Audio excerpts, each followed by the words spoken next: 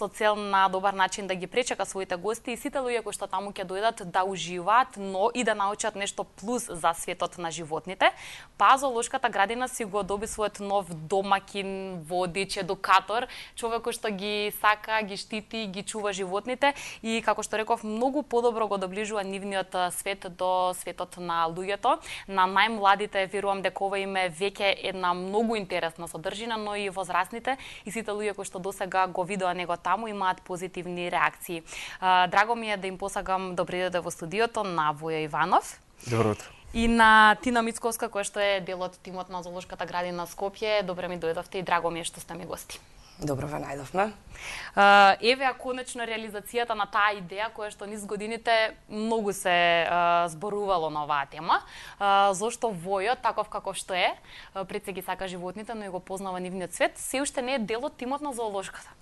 Ајде од Тина ќе започнам, како конечно ова се случи, како ова конечно се случи. Тоа се случи на иницијатива на директорот Ѓорги Галетановски, кој што рече зашто него викнеме Војо, и јас претходно многу му зборев и други луѓе. Да, но не знаевме дека претходно Војо воопшто не бил никогаш повикан да работи во зоолошката и беше доста изненаден кога го викнавме. И на наше задоволство прифати да дојде, што еве се уште сум пресрекна поради тоа. Да, срекни лица, јас реков и позитивни реакции на социјални мрежи, а и таму тоа на лице место што го видов. Ни фалечен човек како Војо, затоа што исто се пронаѓаме тука во таа заштита на животни, значи љубители сме на животни, се надеваме дека пред се најќе ќе направиме добро за животните, а понатаму и за посетителите. Како е ова низ очите на Војо и призмата на Војо го конечно на право место. Пази го моментот, значи 3 недели сме заедно, се гледам во превиу исто седиме. Има некоја тајна врска веќе. Да, си ги читаме на фреквенција.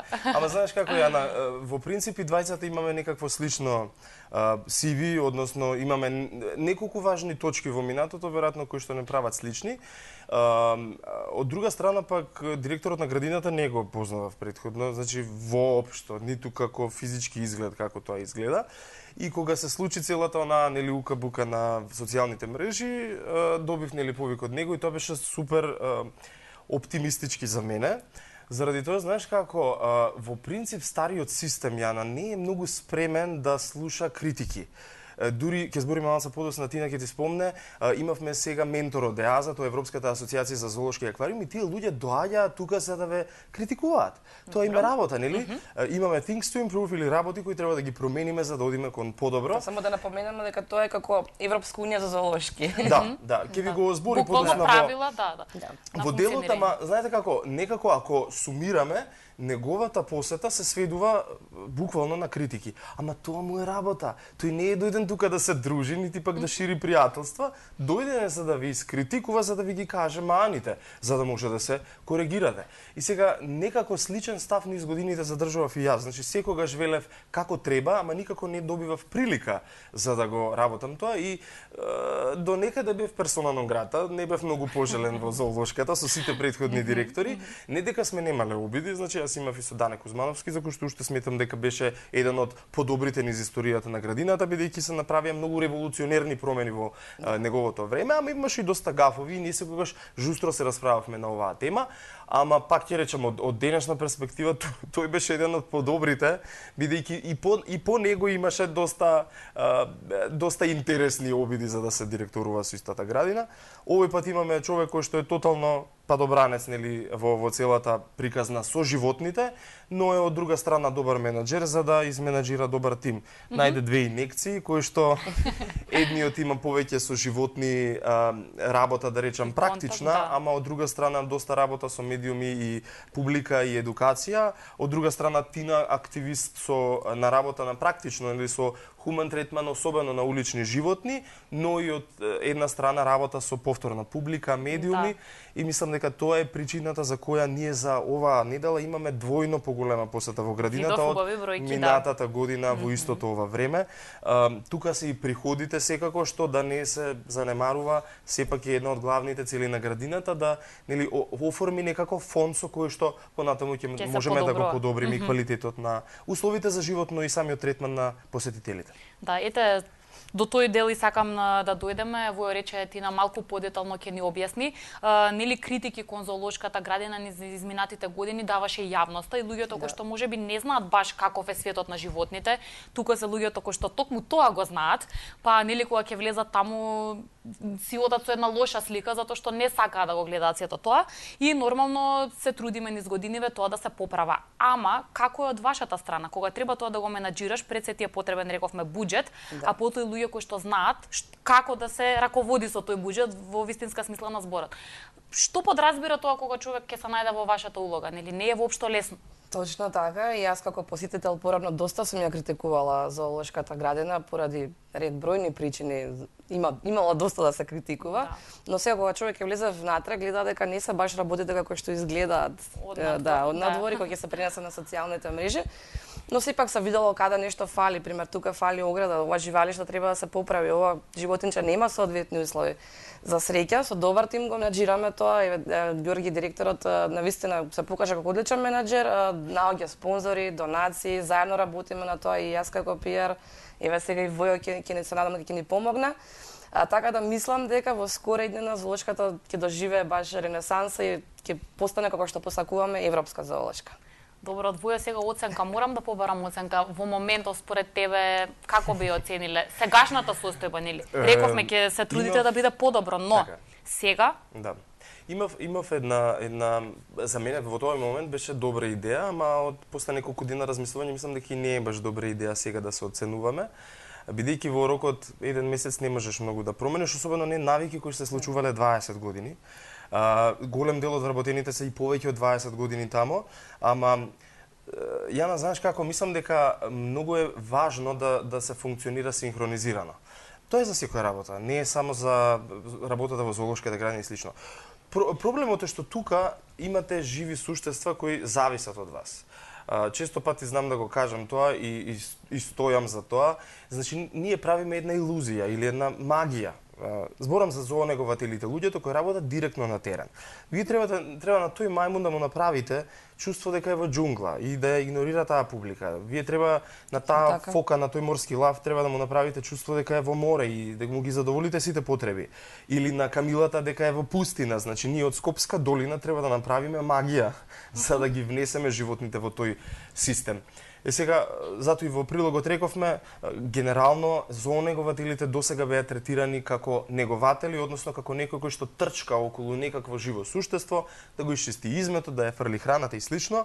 Веројатно фокусот на кој што најмногу го ставивме акцентот секојдневна рутина беше тоа. Да, така е, ама тоа треба да се смени. Модерните зоолошки градини не подразбираат само чистачи на измет, туку зоокипер, нели како ребрендирање, сакавме да звучи малце по-европски, но треба да ја смениме и улогата на негователот.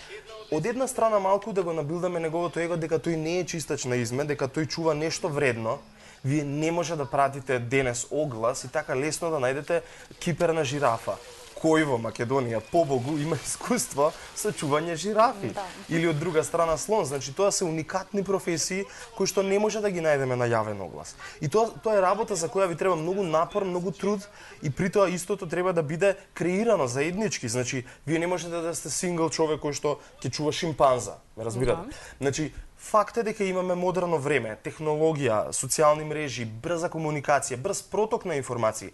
Може би тоа во минатото била една од причините зошто не се кренала градината. Но пак ќе речам, ќе купите стан, ќе го ставите мебелот, ама уште мириса на пластика. Знаете, кога го фали животот внатре, кога деталите го прават она што е топлина на домот, ние тоа се трудиме во моментов да го внесеме во градината. Постои нешто што се вика enrichment, односно тоа е разбавување на живеалиштата на животните со различни реквизити, нормално на доближување до нивната природна средина. Сега највеќе ќе започнеме да работиме на тоа. Можете да видите веќе дел од живеалиштата навистина се убаво направени, но еве се надевам дека заедно со Војо ќе осмислиме уште нешто интересно за нив и што повеќе да ги доближиме до природната средина. Да, еве ве гледаме и слушаме дека сте убав тим. Она што сакам да прашам, потребни ли ни се можеби повеќе луѓе како Војо? Сега знам, Војо е еден. Ау да, не. Војо ги сака животните од деца. имал среќа и можности да патува, па да види како и во светот луѓето се грижат за животните или се однесуваат према животните и така натаму. Не е лесно човек да се стекне со целото тоа искуство, па да знае како со животните, пред малку самиот кажа. Ама ако имаме барем луѓе кои што ќе сакаат тоа да го прават, кој ќе биде начинот за да добијат вистинска обука? Ќе има ли начини за да добијат вистинска обука? До сега имаме доста од вработените кои што веќе се пријави. Да не е единствен, да не ни се налутат останатите нормално, што тоа со години. Да, неговите колеги Виктор и Бојан кои што ќе работат во слонарата, веќе беа на обука во Белгија, во една огромна зоолошка која што е прогласена за најдобра зоолошка во светот, работеа со 20 слонови, навистина мислам дека стекна одлично искуство таму. Од таму ни доаѓаат и двете слоници. По нив ќе замина и екипа да биде специализирана за чување на шимпанзата во Холандија, ќе оди во резерватот кај што се наоѓа Коко. Понатаму сигурно ќе продолжиме со обука, но досега јас од она што имав можност да го видам во зоолошкот, има навистина прекрасни зоокипери, што би рекол Војла, не кажам зоонегователи, кои што освен што си ја знаат работата, се навистина љубители на животни, се грижат како за своји деца, дури знаат кои ќе дојдат посетители да се изнервираат и да свикаат понекогаш, пошто навистина посетителите знаат да бидат многу лоши спрема животните и нормално да се свика некогаш. Но и многу добри во исто време, ама во секој случај да не ги критикуваме. Не, ова не беше критика, ова беше позитивна. Да, вистина е тоа. Една од следните чекори ќе биде тоа, да не бидам само јас да се доживее како некаква себе промоција. Следен чекор ќе биде токму тоа. Правиме еден супер фантастичен тим за чување на слонови и етапно ќе почнеме да ги презентираме секој од киперите заедно со кратки информации за нив. И всушност тоа е поентата на зоолошката градина или нашата улога, заеднички да правиме една нова амбалажа, бидејќи сепак и низ годините имало луѓе кои што се грижеле квалитетно за животните, не велам дека сме совршен тим, тоа мора да се гради и да се негува. Знаете, тоа и во домот е така. Не може вие сигурно функционирате на дневна основа и со кавги, и со караници, но и со среќа, и со... Точно. Сите тие емоции се еден нормален тек на нештата и бидејќи пак тука велам произведуваме некаков живот, загубиме нечи живот, нели, бидејќи голема е фамилија на животни и сите тие работи се така нормални. Нели, само поентата е да мислам дека нашата мисија во овој случај е многу пофокусирана на тоа да направиме соединување на овој тим, бидејќи низ годините фалело координација помеѓу истиот, но и одредени лица да може да се бутнат малку, што би рекле народно, за да можат да се осеќаат како да се повеќе дел од оваа фамилија. Следно ќе биде Виктор и Бојан, ќе биде the stars of the zoo. Ќе видите наскоро. Се надевам дека нареден пат ќе ги викнеме нив. Да. Секако па да дојдат тука, но и ние повторно да дојдеме таму. Затоа реков чекор по чекор ќе ги презентираме, сега да не ја збуниме публиката со 100 лица, но тие ќе бидат оние следни на удар, бидејќи ние како тим ќе бидеме тие кои што ќе се грижат за нашите нови слоници, Дела и Дуња, и едва ги чекаме. Еве, фала Богу, паднаа температурите, тоа е еден од добрите предуслови за да стигнат што поскоро. Да. Одлично. Ете, сега за сега се уште не сме ги виделе, но тебе посетителите може да те гледаат редовно за викендите, така? Сега за сега. Така. Сабота и недела со почеток во 11 часот и 30 минути. Да. За оние кои што досега не го виделе тоа, малку барем да им подобјасниме која е целта. Ти во прилогот кажа дека во денешно време, и тоа е веројатно вистина, посебно кај децата е и не така лесно да го привлечеш и да го задржиш вниманието и да им пренесеш некое знаење, затоа што знаеме дека се постојано со телефон, таблет и така натаму. Кога ќе дојдат во зоолошка и ќе видат една табла со информации, прашање е дали ќе застанат да ја прочитаат, но ако веќе имаме човек кој што рани животни, е близко до нив, знае доста информации за начинот на кој што живеат и функционираат, веќе тука приказната е поинаква. Како изгледаат тие едукативни работилници, да ги кажеме, или дружења на воја со животните во присуство на посетителите? Зоолошката претходно во последниве 3 години имаше шоу презентација на морските лавови, ама сега направивме на 8 различни животни и идејата е токму таа да направиме некакво анимирање, односно некакво оживување на тие информативни табли, со тоа што во сценариото на тој настап, на тие лайв шоуа се практично 15 минути го велиме како кратко презентирање на животното, во кое што во првите 5 давате информации за биологијата на животното, 5 минути двоиме за отприлика податоци за конкретното, како име, од каде дошло, колку години живее и слични. И во последните 5 минути објаснувам за некаква приказна која е поврзана со минатото на зоолошката градина. Значи, веројатно со таа област или можеби со тоа животно или со таквите животни во минатото, и скоро секогаш завршувам со некаква еколошка порака, односно пробувам да наметнам некакво размислување на родителите пред се, преку нив нели секако и на децата, а тоа е да сменат одреден дел од навиките во секојдневието како би помогнале не само на животните, туку и на нашата еколошка свест во глобала, и мислам дека тоа многу добро го прифати публиката. Да речем, направивме едно кратко освежување на шоуто со морски лавови, каде имаше една плажа која не беше многу искористена, бидејќи, да бидеме реални, Канди не ја сака многу, заради тоа што таму го чуваме транспортирот, и тоа беше како мртва точка зона во зоолошката. Да, на морскиот лав тоа е најнаомиленото место. И се мислевме, имаме плажа, како да ја искористиме, како добро да се изменаџира, и тоа го направивме како еден мал театар во кој што мојот колега вика: јас се уморив, Војо, кај се ти да не отиде некаде на одмор, и јас излагам баш во една летно издание со купачи бос, нели, баш како на плажа што одиме, и се однесувам како 90% од публиката, си фрлам пешкир, си фрлам наочари на некоја страна, се прскам, па нели лосионот не ми треба повеќе, го фрлам и него, пијам сок со сламки, со пластика, ја фрлам и таа. И многу интересно е што не е навикнат на таа страна да гледа човек, и тој се буни. Ама тој реално се буни. Ама во овој случај децата го доживуваат баш како да плаче дека јас ја загадувам неговата плажа.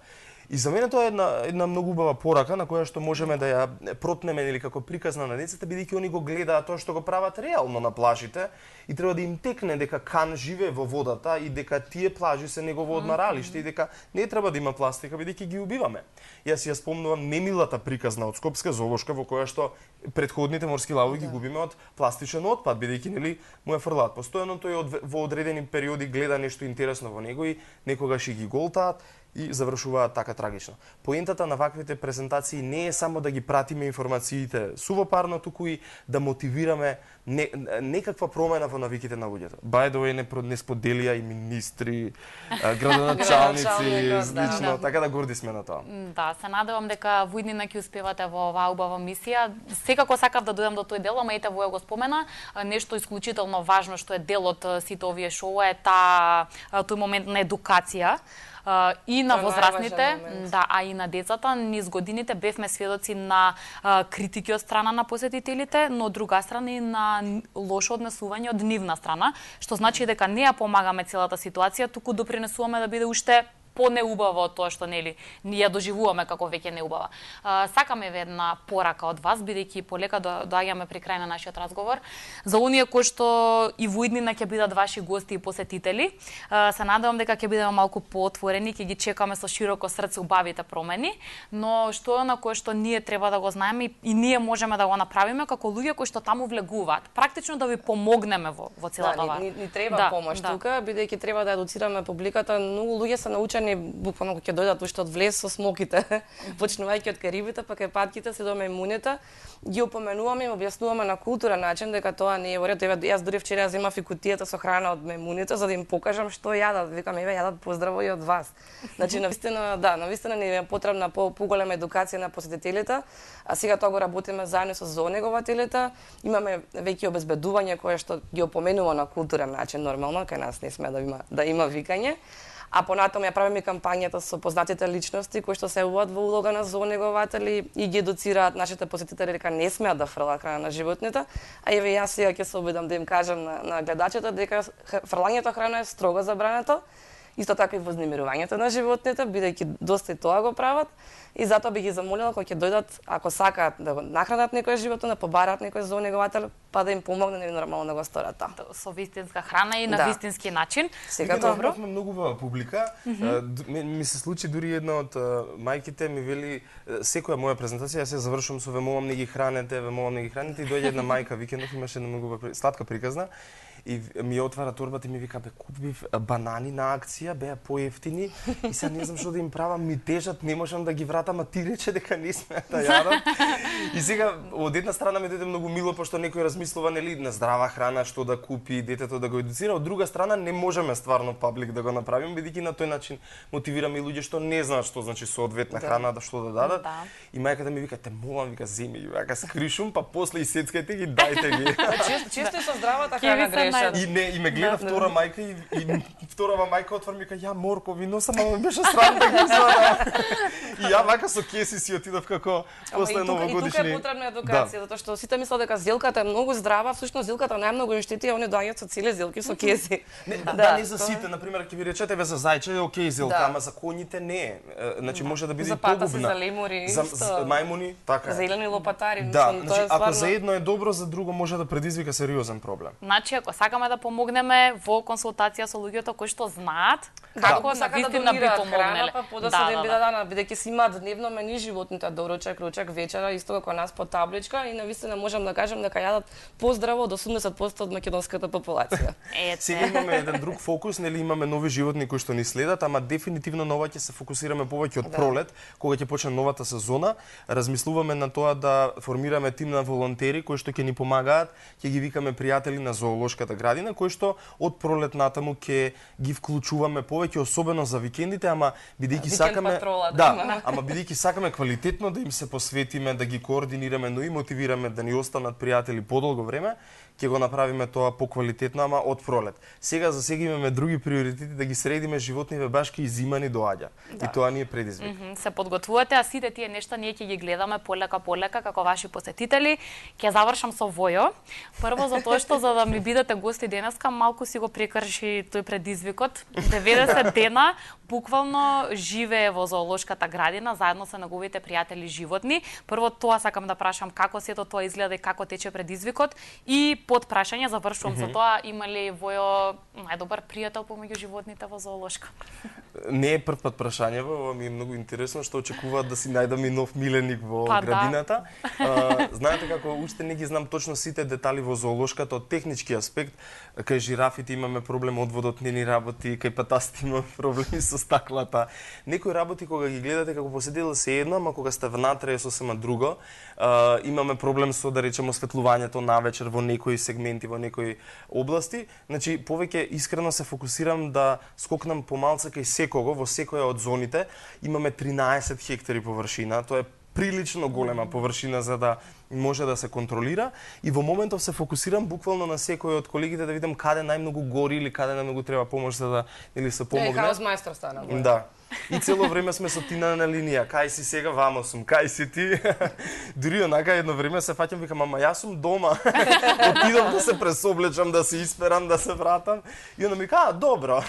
Јас сум кај нилски коњи, нели? Веќе тоа ни стана дел од секојдневната комуникација, но поентата е таа да може да знаете кога си осеќате институцијата како дома, така и ќе направите дом, а тоа е идејата. Освен европска, идејата е да направиме и дом за сите овие животни. Да, не се сомнувам дека ќе успеете во сето тоа што е ваша мисија. Затоа тука нека да ви благодарам многу за гостувањето и ви посакувам среќа и успех во вашата работа. Се гледаме кај вас во зоолошка. Да, ве очекуваме повторно да дојдете, да ги запознаете и другите зоонегователи.